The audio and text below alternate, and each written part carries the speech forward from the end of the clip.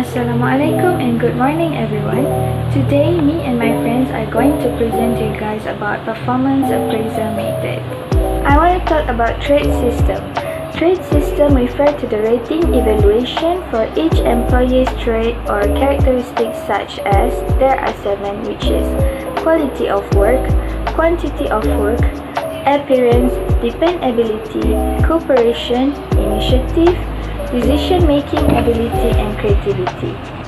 Trade approach does have limitations, and trade assessment focuses attention on employees rather than on their job performance.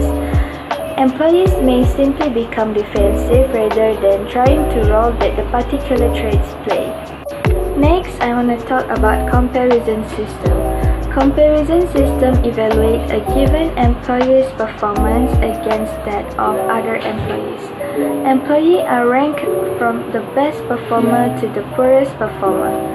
Supervisors rank each employee and establish a performance hierarchy. Employees may be ranked overall performance or on various traits. Hi, so I want to talk about force distribution method. An athletic approach called a force distribution method performance appraisal. Sometimes we also refer to as stack ranking system. It also assigns employees to groups that represent the entire range of performance. A lot of companies use this method to minimize the tendencies for supervisors to rate most employees as excellent performers. This tendency arises out of supervisors' self-promotion motive. They often provide positive rating to most of their employees because they do not to eliminate them, but their performance as supervisor depends on how well the employees perform their jobs. So as you can see, the bell curve is a graphical representation of the fact that everybody's performance is not the same. Some employees will be outstanding, some average, and others at the bottom. The system requires the manager to evaluate each individual and rank them typically into one of the 3 categories, which is excellent, good, and poor. This method tends to be based on as few as 3 levels. The best performers are placed on the top 20%.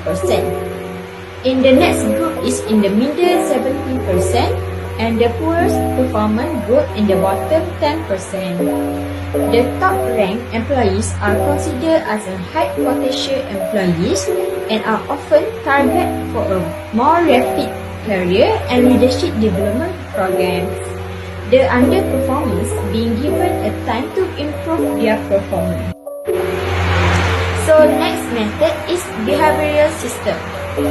So let me tell you about this method first. Behavioral system lead employees on the extent to which they display successful job performance behaviors. In contrast to trade and comparison methods, behavioral method rate objective job behaviors. When correctly developed and applied, behavioral models provide results that are relatively free of reverse error and bias. There are 3 main styles of behavior system. First is critical incident technique. Second is behavioral anchoring skills. And third is behavioral observation skill. What is critical incident technique? Critical incident technique is required job incumbent and the supervisor to identify performance incidents that distinguish successful performance from unsuccessful ones. The critical incident technique tends to be useful because this procedure requires extensive documentation that identifies successful and unsuccessful jobs performance behavior by both the employee and supervisor. Next, I will share to you all about behavior and rating skill based on the critical incident technique, and these skills are developed in the same fashion with one exception.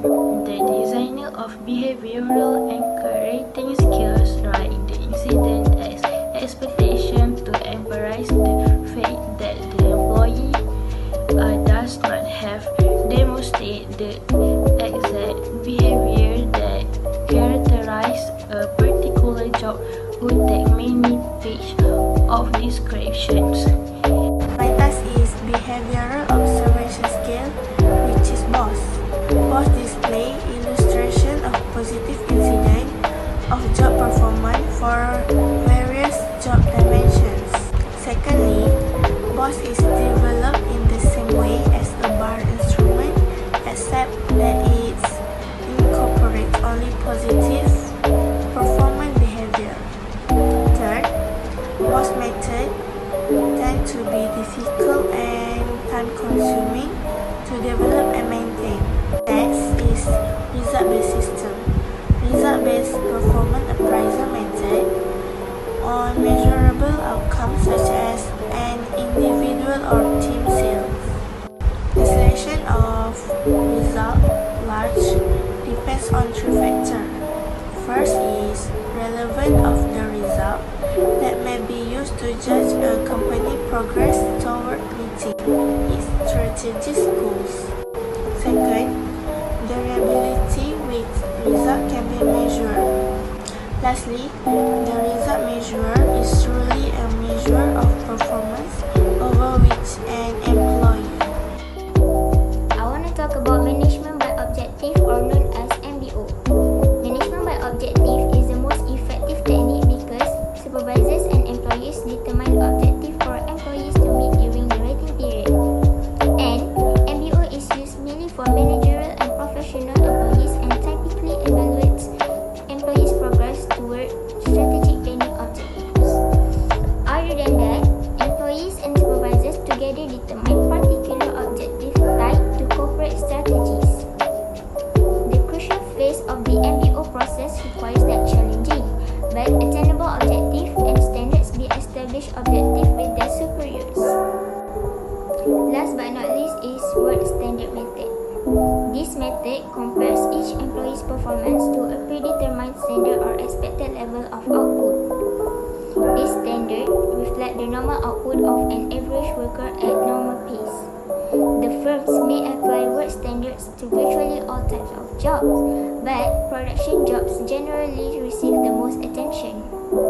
The work standard method often coupled with a particular incentive pay plan, which known as the piecework plan.